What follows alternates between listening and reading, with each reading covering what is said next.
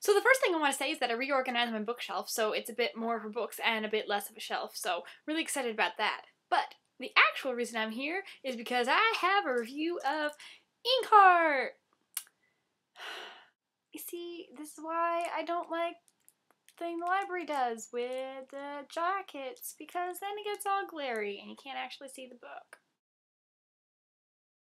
Cornelia Funke's Inkheart is a book that I read a really long time ago as a kid, in I think middle school, and I really wanted to read it again. So when I found it at the library this summer, I had to pick it up, and it is just as phenomenal as I last left it.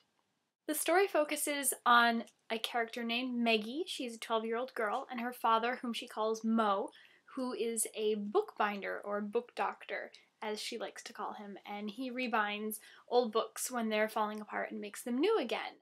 The two of them travel very often as Mo gets new jobs binding up books places. And between the two of them, they have an incredible amount of books because they both love books so much, which is, I think, one of the great things about this story is that it's a book about the love of books and about the love of reading, which I really appreciated. And it's a little bit meta, maybe? Do you think? I think so. However, what Maggie doesn't know about her father is that when he reads aloud, which he's never done for her in her entire life. He's taught her to read, but never read aloud to her. Because when he reads aloud, characters occasionally come out of the stories that he reads, and others fall in.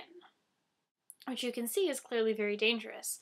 Because one night when he did read that, when Maggie was a young girl, a few very evil characters came out of a book that he was reading by the same name as this book, out of the book Inkheart. And so when they come back into his life at another time, where this book takes place, the story ensues. Things get crazy, you meet a lot of really fun characters, and you just go on this delightfully detailed journey with the two of them as they try and bring things back to their natural order of not having book characters in the actual world. This book as a whole is very detailed and inviting, and it's done from a many-charactered perspective almost seamlessly. Maggie, the 12-year-old girl, is really the main character. She tells most of this story, but there are other characters which occasionally get to tell things from their perspective. For instance, Maggie's great aunt Eleanor, who is annoying for a lot of the time, loves her books more than life itself. They are her children, and she couldn't exist without them. And she's annoying, but ultimately a really good and sweet, helpful person in the end. She kind of gets a little bit badass in the middle of the book, and it's great to see that change.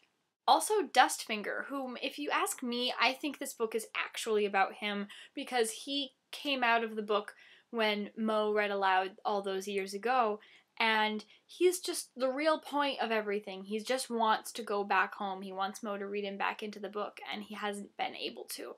So he is sort of a bystander and a little bit of a storyteller for the whole thing, and occasionally he gets his moment to really tell the story, but mostly it's Maggie. And I wish we got to actually hear more of Dustfinger's perspective, because he is the driving force of the story. Without him, there wouldn't be a story to tell.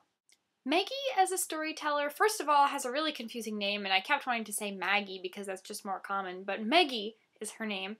She is a good character, and though most of the story is from her perspective, I sort of felt like we didn't really know enough about her. She was constantly telling us about all of the other characters and about each situation, but I wanted to know more of her. I learned how she felt, and I felt that what we learned about her was almost superficial. Every time a new piece of information came up about Maggie, I felt like it was sort of put in there to be situational. Like, Cornelia Funke sort of needed Maggie to be this, so she made her that. And I thought that that could have been done better by maybe building Maggie some more personality at the beginning, and maybe doing a little bit of character development a bit more defined rather than just plunked around everything. That is not to say that the book is not detailed. That is definitely the first thing I would mention. There is so much detail in this about everything, the plot and the setting and what Mo does and how many books Maggie has read and about the things she remembers from her past. And I think a lot of the detail comes from having the different characters take their part in explaining the story. You get to read it from many perspectives and you offer a different piece of detail for each place because of that. Things that just sort of bothered me a little bit. At the beginning of every chapter, there's a quotation from a different book that sort of sets the tone for what the entire chapter is going to be about. And while I appreciated those, actually a couple of them were really interesting, and I wrote down the names of the books they're from because I want to go read those books now. And they were really great for sort of giving you an overview about what to expect from the chapter, what the theme or the tone was going to be. I felt they detracted a little bit from the actual story. I appreciate the choice, but I don't think it was a great choice. I found myself thinking about that story and sort of coming out of my focus of Inkheart. I wish there had been a better way to set the tone of the chapters without interrupting the flow of the story. And I mean, maybe you almost don't need to set the tone of the chapters. That it didn't detract from the surprise, but I actually think it helped. But it was jarring a little bit to have all of those different books in there. So Inkheart, fantastical and magical, and I think, really thinking about it, 5 stars. Yeah, 5 stars for Inkheart. It is definitely a children's book, so bear that in mind. It is 500 and something pages, and all of them a good, worthwhile read. So 5 stars on Inkheart. Thanks for watching. Everything you need to know to follow us is down there. And have lovely lives.